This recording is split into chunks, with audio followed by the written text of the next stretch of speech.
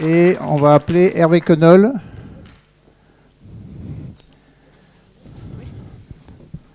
Dont on a appris tout à l'heure qu'il avait été directeur de thèse d'Étienne.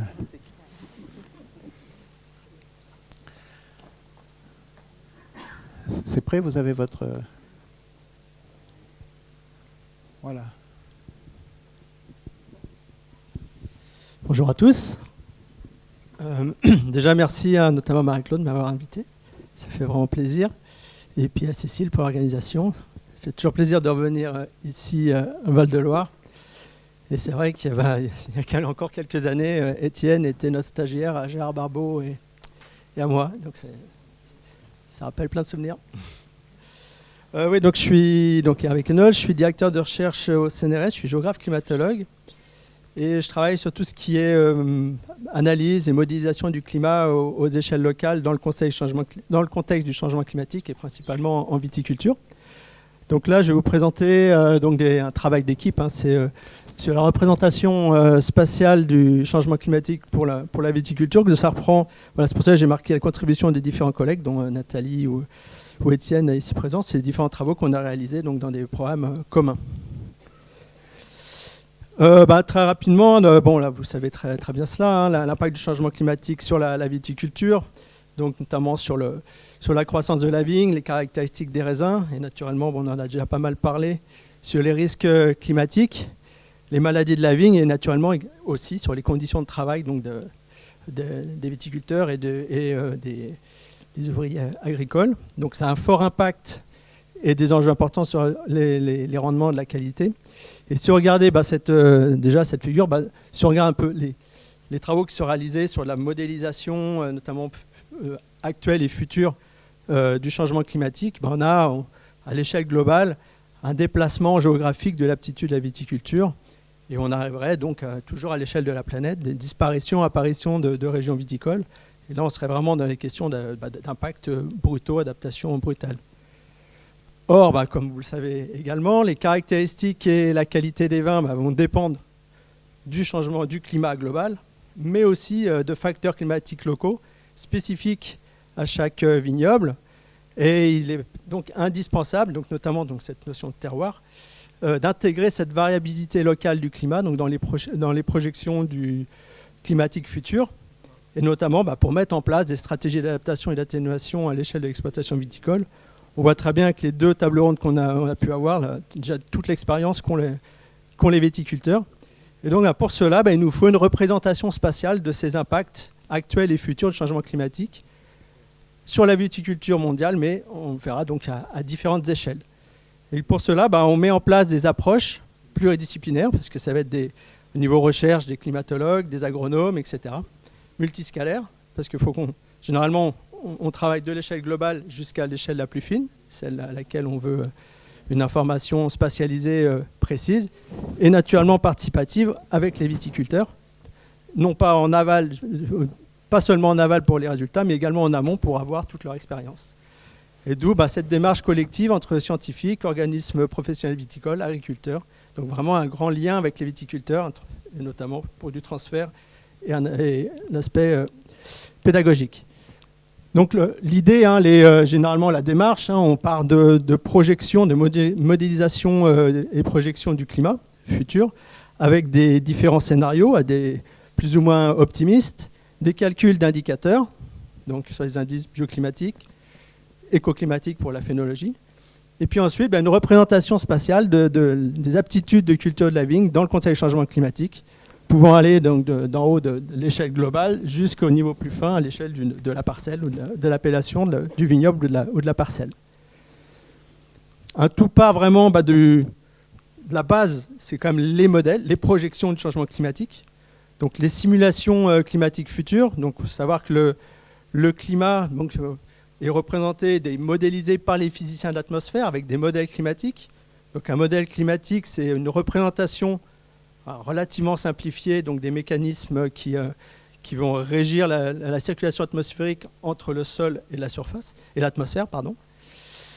Et donc la planète est représentée par une grille donc de différentes mailles dans lesquelles les différentes équations de physique de l'atmosphère sont appliquées.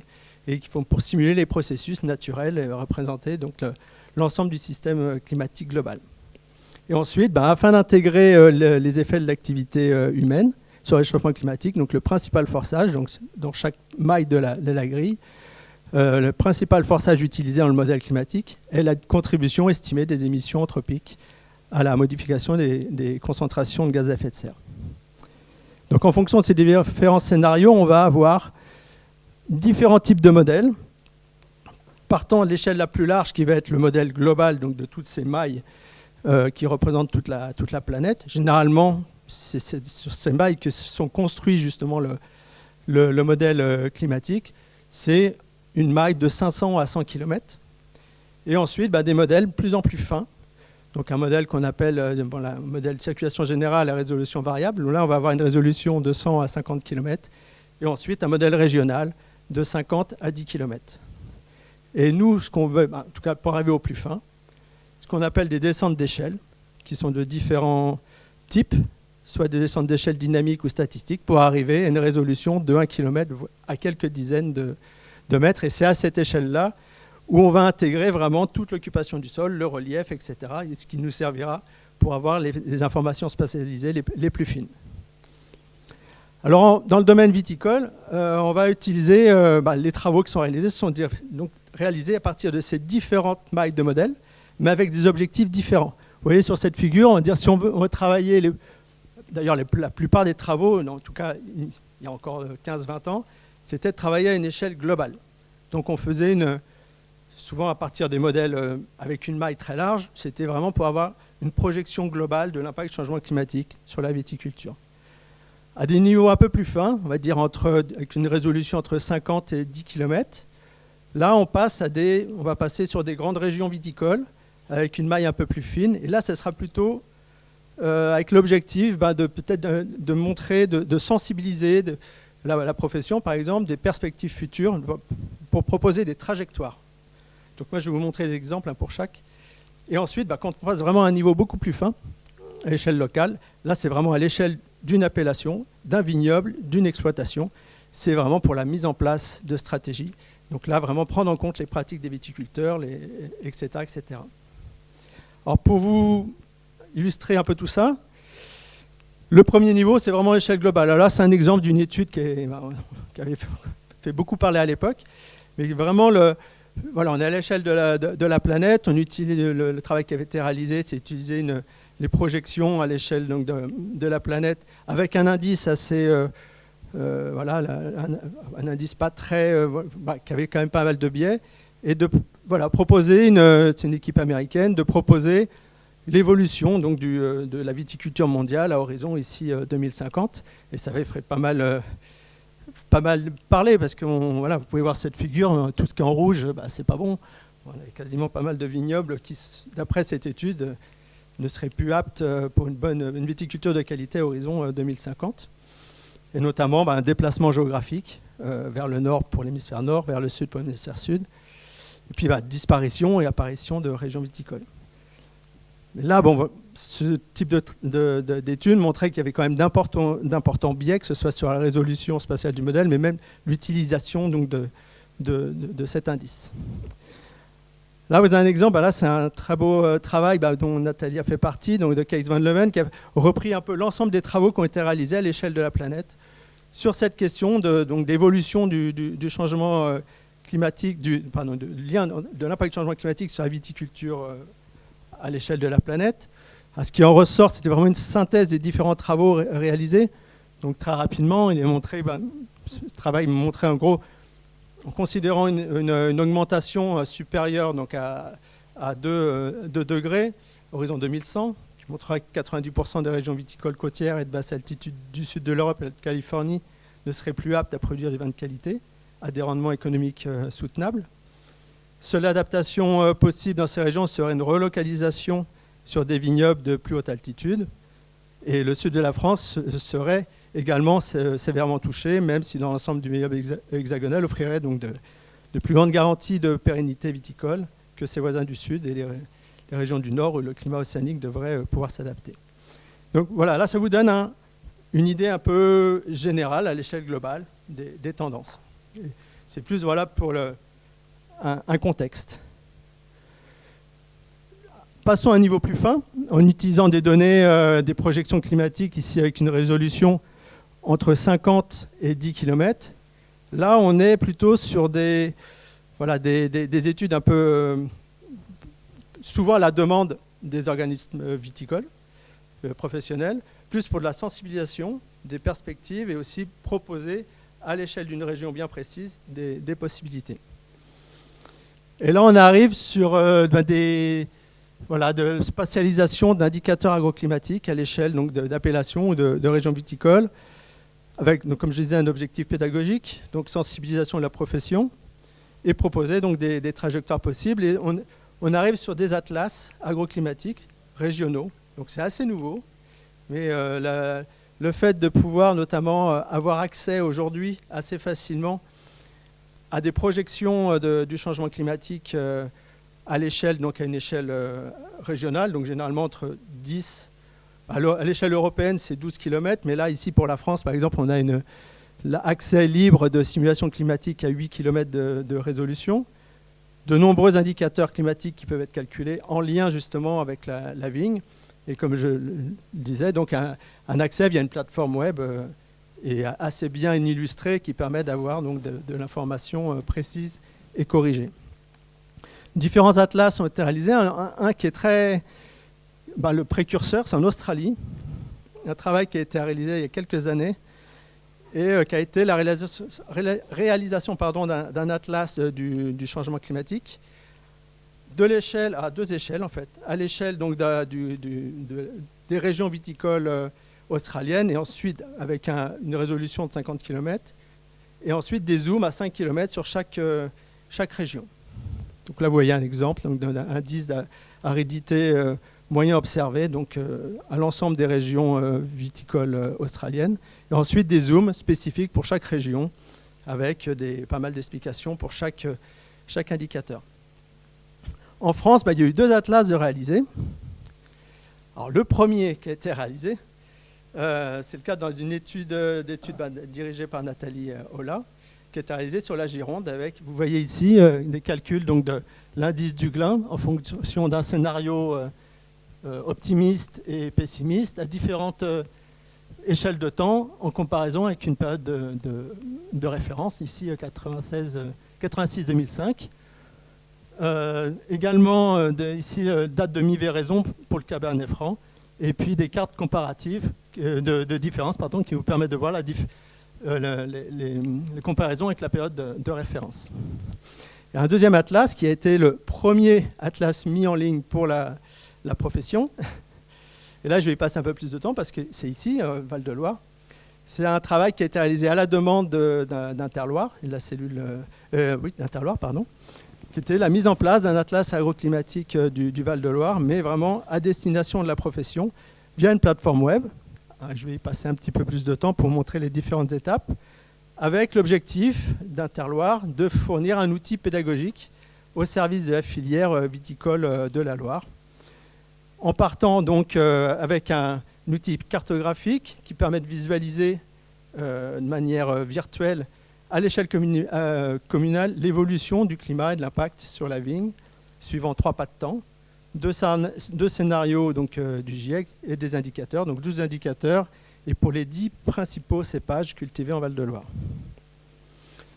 Donc, cet atlas a été réalisé en plusieurs étapes. Donc, la première, c'est l'acquisition des données climatiques. Moi, je vous ai montré juste avant via la plateforme le portail DRIAS qui donne accès à des données, des projections des 2 principaux modèles français, donc du CNRM Météo France et de l'IPSL, l'Institut Pierre-Simon Laplace. Et pour tout le Val-de-Loire, donc on avait téléchargé l'ensemble des données de 1986 à 2100 et le calcul de différents indicateurs suivant les 2 scénarios, optimistes et pessimistes. Donc pour chaque point de grille, tous les 8 km, des indicateurs comme la température moyenne de la saison végétative de la vigne, le cumul pluviométrique annuel et saisonnier, et des indicateurs agro-écoclimatiques pour la vigne, comme Huglin, l'indice GFV qui permet donc d'évaluer les dates de floraison et de véraison, et GSR pour le niveau de maturité pour des cépages blancs et rouges donc du Val-de-Loire, et également des nouveaux cépages potentiels dans le futur. Voilà, très rapidement, c'est également l'étape 3, donc la spatialisation des données, donc dans un premier temps à 8 km, et ensuite une descente d'échelle statistique qui permet de passer à 1 km. Je vous montre très rapidement, on a un petit film donc, présenté, que l'Interloire a mis en place via Raphaël Suire, qui est le référent climat pour Interloire, qui montre un peu la présentation de ce...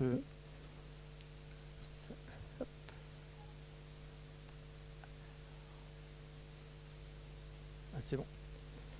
Voilà. Voilà, si vous allez sur Internet, vous pouvez voir, il y a toute l'explication comment utiliser justement cet atlas.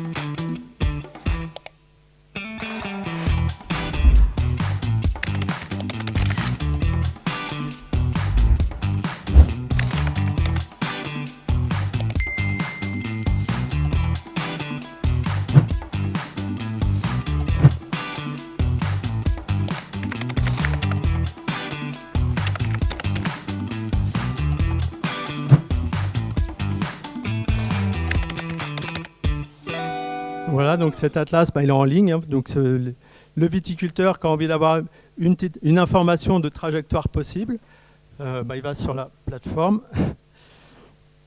Hop. Voilà. Et c'est...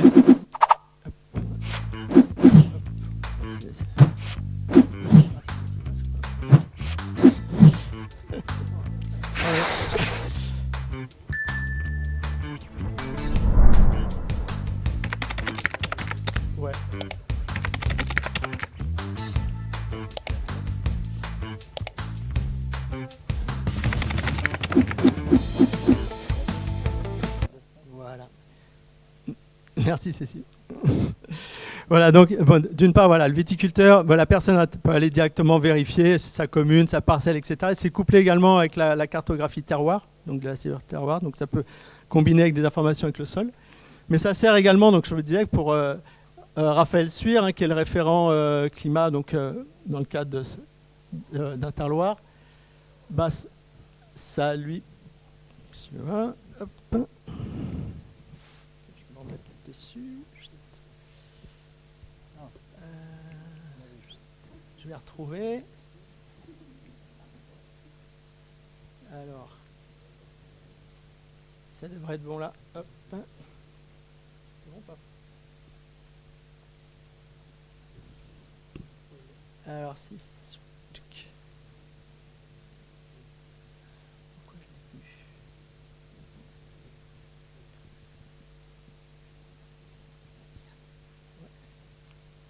Ah voilà.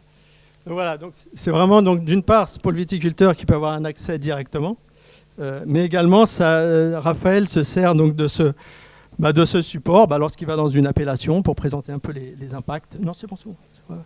Pour présenter un peu tous les travaux, pour présenter à la profession les impacts possibles. Alors, autre exemple à cette échelle, avec l'utilisation de ces données tous les 8 km, c'est pour les potentialités climatiques futures. Donc c'est un travail en utilisant la même démarche qu'on a réalisé avec les collègues, les mêmes collègues, pour la Bretagne, notamment Valérie Bonardo de Rennes. La même chose, mettre en place une méthodologie permettant d'évaluer les potentialités climatiques de nouveaux territoires. une analyse ponctuelle et spatiale des données climatiques passées et futures, et donc avec le même calcul d'indicateurs. Et toujours avec l'objectif de fournir une donnée spatialisée qui permette donc justement d'évaluer spatialement ces potentialités. Et là, je peux vous montrer juste un exemple. Une comparaison entre la période de référence 76-2005 et horizon 2050 selon le scénario pessimiste. Les dates théoriques de maturité avec un taux de sucre à 190 grammes par litre atteint avant ou après le 15 octobre donc pour Chardonnay, Chenin et Pinot Noir. Et là, c'était assez intéressant cette carte parce que les nouveaux vignobles, les nouveaux viticulteurs, tout ce qui se plante en Bretagne, notamment au tout début, donc il y a 5-6 ans, l'idée, souvent, c'était de dire on plante du chenin parce qu'on en fait dans le Val-de-Loire, et si on remonte vers le nord, le chenin, ça sera top. Et en fait, on s'aperçoit que ce n'est pas tant évident, c'est pas si évident que ça, il y a quand même des choses aussi à creuser un peu plus. Donc, de la même manière, l'idée, c'est de spatialement évaluer, en tout cas, les possibilités. Hop. Et le dernier niveau, donc là, voilà, je vous ai montré, c'est vraiment sur maille 50, 10 km, c'est plutôt sur de la sensibilisation, pédagogie, perspective. Ce qui intéresse vraiment le viticulteur, c'est le niveau le plus fin. Et c'est logique, c'est vraiment pour prendre en compte les caractéristiques du terroir, du vignoble, etc. Donc là, il faut une descente d'échelle. Donc on a deux types de descente d'échelle. C'est 1 km, échelle dynamique. Quand on parle d'une descente d'échelle dynamique, c'est-à-dire qu'on va utiliser un type de modèle qui va avoir la même structure et les mêmes fonctionnements que les modèles climatiques que je vous ai montré juste avant, basés sur les équations de l'atmosphère. Donc ça va être basé sur des grilles imbriquées, et puis on va affiner au maximum. Mais le problème de ces... on va affiner maximum pour prendre en compte la complexité du terrain, de l'occupation du sol. Le souci, c'est que ça nécessite des capacités de calcul énormes, et on arrive très vite à une limite, et c'est pour ça que 1 km, généralement, c'est le mieux qu'on peut faire. Là, vous avez l'exemple d'un travail qu'on réalise avec les collègues néo-zélandais, et vous avez sur cette figure cette imbrication de grilles pour arriver, la grille la plus fine d'1 kilomètre est sur la région de Marlborough, l'île du sud de Nouvelle-Zélande, là où le cépage emblématique est le Sauvignon blanc. Je vais vous montrer un exemple plus au sud, sur la région de Waipara, ici en jaune, où on est principalement sur une région où on fait plutôt du pinot noir et du Riesling, aujourd'hui en tout cas. Et sur ce travail, l'idée, c'était ce qu'on nous a demandé, c'était plus de voir pour le pinot noir ou le sauvignon blanc, quelles sont les capacités, en tout cas les aptitudes pour le futur. Donc sur cette région-là, vous voyez sur le pinot noir, en fait, la zone actuelle la plus favorable, c'est la zone en vert, donc c'est très bien. On est dans les niveaux, à horizon 2050, ça serait toujours très bien pour le pinot noir. Par contre, 2100, ça sera vraiment compliqué. Inversement, pour le sauvignon blanc, il y en a à Waipara aujourd'hui, mais ce n'est pas le vin de meilleure qualité. Aujourd'hui, c'est compliqué. 2050, ça commencerait à être pas mal. 2100, par contre, ça serait vraiment bien. Eux, ils sont contents, Waipara, parce qu'ils disent on va récupérer le sauvignon blanc de Marlborough et avec tout le label qu'il y a derrière. L'autre méthode, c'est la méthode de descente d'échelle statistique. Alors là, pour ça, on arrive à une résolution beaucoup plus fine, quelques dizaines de mètres. Par contre, ça nécessite l'installation de réseaux de mesure en fonction des caractéristiques locales du site. Et c'est une modélisation qui va être basée sur la relation entre les données climatiques observées et les différentes variables environnementales, topographiques, etc. Donc, l'avantage, c'est une résolution spatiale très fine. Le problème, c'est que c'est un modèle statique. 5 minutes ? Ouais, c'est très bien. Et qui ne permet pas, en tout cas, qui n'est pas dynamique. Donc, on va intégrer la variabilité spatiale du climat dans les projections futures. C'est un travail qui a été réalisé notamment dans un projet européen qui s'appelait Adviclim, où étaient Nathalie, Étienne et différents collègues, avec l'objectif donc de définir, d'intégrer la variabilité spatiale du climat à l'échelle du vignoble dans les projections régionalisées du changement climatique dans différentes régions viticoles, appellations viticoles européennes, définir le climat d'un vignoble et proposer des scénarios et des conséquences du changement climatique en procédant à une simulation adaptée. Et là, on passe vraiment à une question d'adaptation raisonnée à l'échelle locale. Là, vous voyez l'exemple où, si on prend sur Saint-Émilion, Pomerol-Saint-Émilion, si on prend le modèle à 8 km, les mailles à 8 km, on n'a que 6 mailles. Si on intègre cette variabilité spatiale du climat, là, avec une résolution de 25 mètres, là, on a vraiment les conditions locales dans lesquelles le viticulteur travaille et dont il connaît exactement son climat. Pour résumer, quand on dit un viticulteur, en 2050, vous ne ferez plus de merlot en fonction donc, des 6 mailles là. L'idée là, c'est de dire, en 2050, si c'est compliqué, vous devez commencer à replanter, voilà tel endroit de votre parcelle où il faudra peut-être penser à faire évoluer vos cépages. Tout ce travail-là a donné lieu à ce genre de simulation. Là, vous avez les 4... la modélisation spatiale sur la période historique 86-2005 sur la même zone d'étude. Scénario optimiste 4.5, pessimiste 8.5, horizon 2050-2100. On va juste regarder 2100 RCP 8.5.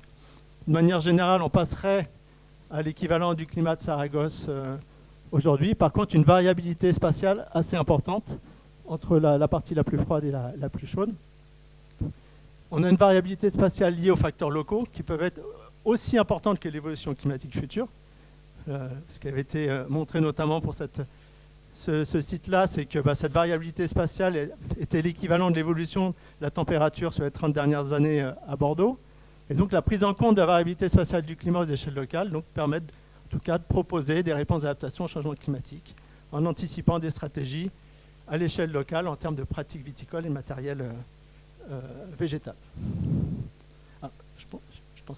Voilà, donc pour conclure, c'est vraiment l'idée, c'est de vous montrer un peu tout ce panel d'approches spatialisées donc du changement climatique pour la viticulture, du global au local, avec des objectifs très différents pour arriver vraiment ensuite à travailler à l'échelle de l'exploitation et avec les pratiques des viticulteurs.